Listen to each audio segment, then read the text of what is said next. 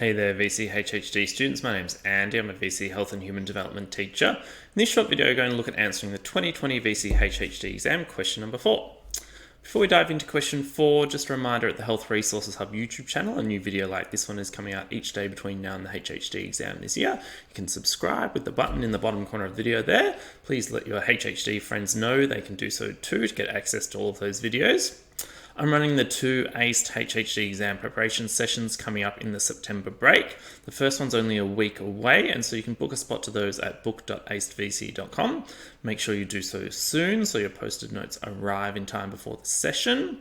Also, you can see there are social media links and also our email if you've got any questions or suggestions for videos you'd like me to work on. You can see here question 4 from the 2020 exam was worth 6 marks, and it started with some stimulus material regarding Australian children aged 14 to 18. You can see it mentions there 41% of their energy was from discretionary foods, 13% of their energy was from added sugars, and 13% from saturated and trans fat, and they have an intake of sodium well above the level of adequate intake. So A for 2 marks was asking you to use 2 examples from the information above to explain the impact on the long-term health status of Australians. So it's important to look there at that phrase, long-term health status of Australians.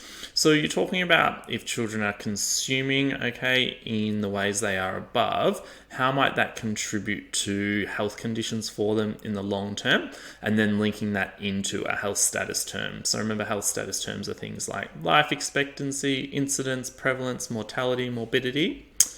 So you can see here there is a couple of examples of high scoring responses in the examiner's report that did just that. So the first one said an increased prevalence of obesity may be an impact of the long-term health of Australians as they're getting 41% of their energy from discretionary foods that are full of trans fat and sugar, which can lead to weight gain, therefore potentially increasing obesity rates. So you can see they mentioned prevalence, a health status term, as well as a condition, and then they linked that into the stimulus material that was provided, and linked that once again to obesity rates. Their second example was an increase in mortality rates due to the effects of cardiovascular disease, such as heart attacks, as Australian children are consuming above the adequate level intake of sodium, which increases hypertension or high blood pressure.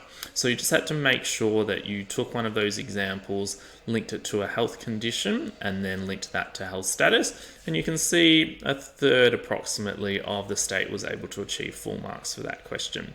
You can see there a common mistake was stating that discretionary foods or high intake of sugar, saturated fat and trans fat could contribute to cardiovascular disease without stating how this might occur. So making sure that you say something along the lines of that student there with the high scoring response, which linked intake of sodium to increased blood pressure and therefore linked that to cardiovascular disease. You can see here B for 4 marks was asking you to explain 2 challenges that could have an impact on an individual's ability to make dietary change. So this is from Unit 3, Area of Study 2, Challenges in Bringing About Dietary Change. And so you can see here, once again, a fifth of the state was able to achieve full marks. And I mentioned in the examiner's report that many students were able to identify challenges to an individual's ability to make dietary change, but many did not explain the selected challenges in enough detail. So remember, some of these examples of challenges to dietary change include things like time constraint, personal preferences, marketing, levels of education. So remember, for each of those that you know, make sure that you know a bit of a description about how that's a challenge in bringing about dietary change. For example, down the bottom here, time constraints and convenience means people are likely to purchase ready-made processed foods, which are often high in hidden salt, sugar and fat, as they don't have time to cook adequate and nutritious meals, making it difficult to make dietary change. So you need like a sentence or 2 for each of those, that you've learnt in terms of those challenges to bring about dietary change, so you could answer a question like this. Hopefully you found that useful. A reminder, the Health Resource Hub YouTube channel, ACE HHD exam preparation sessions, social media links, and our email. Thanks so much.